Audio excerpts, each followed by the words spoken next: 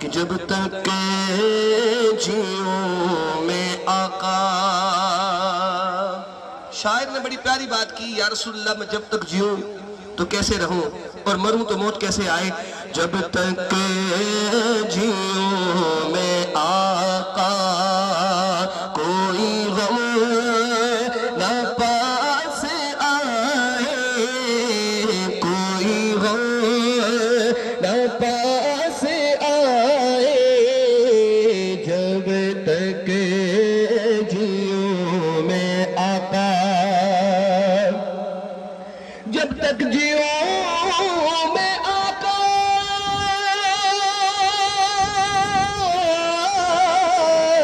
کوئی غم نہ پاس آئے.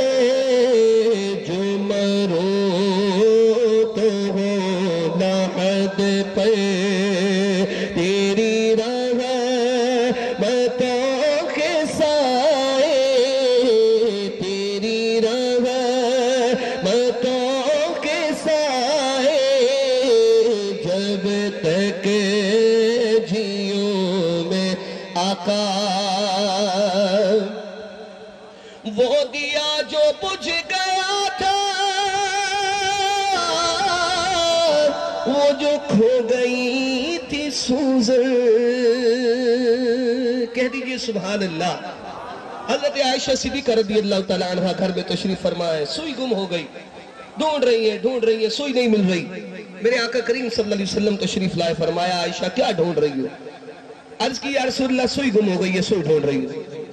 تو میرے حضور مسکرائے، مسکرا کر کہہ دیجئے سبحان اللہ. ایسے نہیں ذرا بابا زبلند کہیے سبحان اللہ. شاعر نے اپنی انداز میں کہا، وہ دیا جو بجھ گیا تھا، وہ جو کھو گئی تھی سوزن، ہوا ہر طرف اجالا.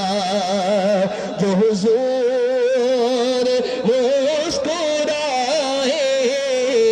ہوا ہر طرف اجالا. جو حضور مسکرائے، جب تک جیوں میں آقا. بابا زبلند کہیے سبحان اللہ. ہاتھوں کو اٹھا کر کہہ دیجیے سبحان اللہ. آئیے ہم آل رسول کی زیارت کر رہے ہیں، اور بڑی پیاری بات شاعر نے لکھی کہ حضور کی آل سے محبت کرنے والوں ہم کیا ہیں. اب ہاتھوں کو اٹھا کر سب نے کہنا ہے کیا؟ میں غلام پنج تن ہوں، نہ سمجھنا بے سہارا. اب جو غلام پنج ہے ہاتھوں کو اٹھا کر مطلب کہنا ہے، میں غلام پنج تن ہوں، نہ سمجھنا بے سہارا. کہ میں ہوں غوث کا